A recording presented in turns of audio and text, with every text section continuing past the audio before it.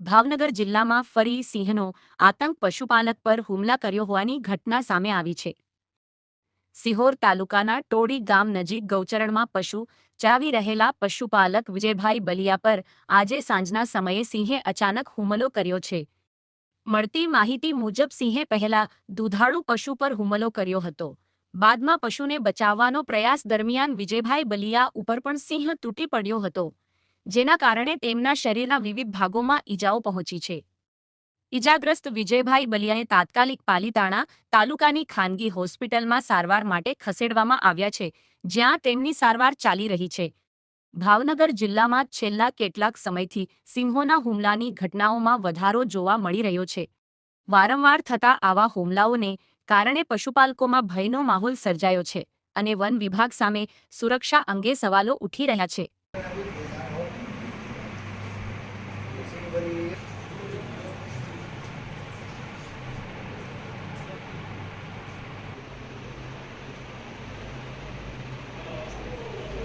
વિજયભાઈ ગોવિંદભાઈ બલિયા, ગામ ટોડી, સિહોર તાલુકો. શું ઘટના બની છે વિજયભાઈ તમારી સાથે? બકરા સારવા ગયો હતો સરાણમાં, ત્યાં બહુ સાવે છે ઉઘડો કરે પાછળના ભાગે બકરી લઈને વહી ગઈ.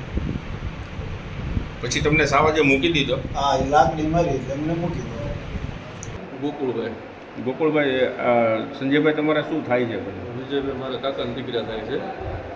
શું ઘટના બની? ઘટના અત્યારે સાંજના સમયે 7 વાગે 7:45 માલ લઈને ઘર તરફ આવતા હતા, ત્યાં અચાનક પાછળથી સિંહે હુમલો કરી દીધો અને એક બકરું પકડી લીધું. ત્યાં ભાઈ પોતે વિજયભાઈ બકરાને મુકાવા ગયા તો બકરું મૂકીને વિજયભાઈ ઉપર હુમલો કર્યો. શું માંગ છે તમારી? કાંઈ નહીં, આ જનાવર હટાવવાની માંગ છે અમારા સિંહમાંથી. માલ અને માણસને બહુ હેરાન કરે છે.